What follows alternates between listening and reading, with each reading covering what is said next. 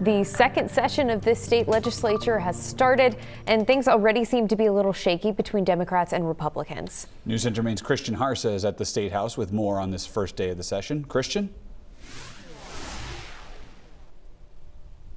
Hi, Chris and Bailey. Yes, the first day of the session has come and went, and what we saw today was partially what you would expect. A lot of discussion about bills and legislation and proposals coming from last session into this one and looking ahead. But it was when the Senate and the House of Representatives came out of session today that things started to look a little bit more interesting.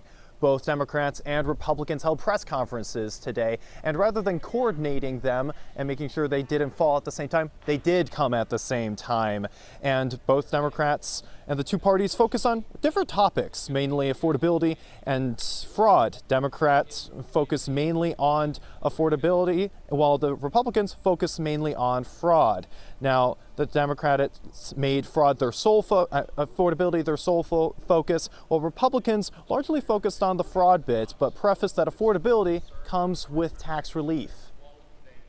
And Maine needs to do that. They need to get on board with the federal government, the IRS, and get up to those tax standards, because Mainers deserve that tax relief as well. People are concerned about whether or not they're going to be able to make ends meet at the end of every month.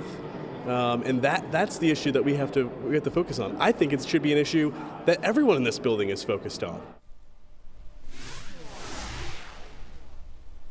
Now, Democrats were holding signs showing that affordability, yes, is their top issue going into this legislative session, whereas Republicans, they focused, yes, more on fraud, and specifically the ongoing fraud investigations into Gateway Community Services. This is the biggest fraud scandal in Maine history, and maybe even what's been revealed already is. The people of Maine are angry, and they want answers. If there's waste, fraud, and abuse, we need to not only stop it, we need to recoup those costs and make sure that folks understand they can't do that with Maine money.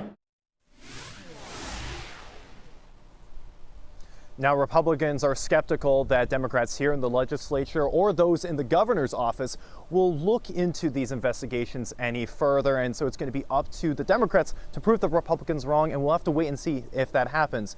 And Chris and Bailey will also have to wait and see if these partisan divides will start to go away as we move further into the session and the Republicans and Democrats can start to work together on more things.